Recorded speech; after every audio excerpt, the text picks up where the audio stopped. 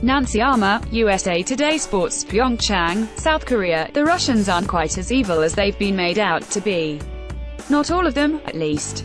A Russian luger offered Chris Mazdzer his sled last month, hoping it might help the American break out of his slump. He didn't think he was going to the Olympics, and he wanted to see what someone could do on his sled, the newly minted silver medalist said Monday. It was a legitimate sled, Mazdzer added. It wasn't, backquote, "We'll give you a sled and it's like something that's 20 years old." This was what they were using this year. More, USA's silver medalist Chris Mazdzer dreamed about it and called his shot more. Luge fans rooting on Chris Mazdzer to create a stir.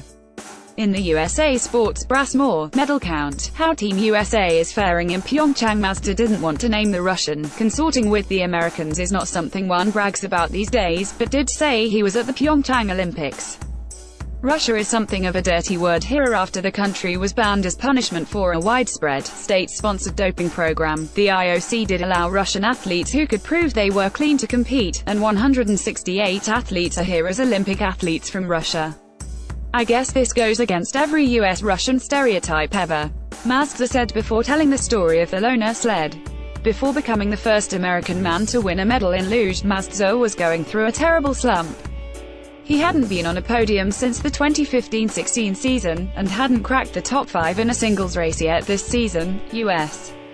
Olympic team, at Team USA, February 11, 2018. "Other countries and athletes noticed I wasn't doing well and they didn't know why either, and they actually tried to help me out," he said.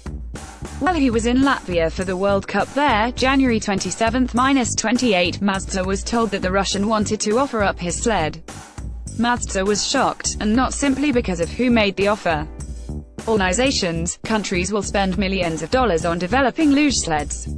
The most badass flexible flyers you can imagine. Mazdzer said. As an athlete, yeah, you want to hold on to whatever competitive advantage you can get.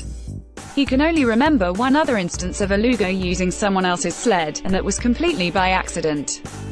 Italy has 2 fishnellers on its team, cousins Dominic and Kevin, and coaches once mixed up their sleds to go cross-countries, Mazdzer said. It's never happened. Mazdzer took the Russian sled for a run in Latvia but said he was too big for it to be a realistic option for him. Still, he was touched by the offer.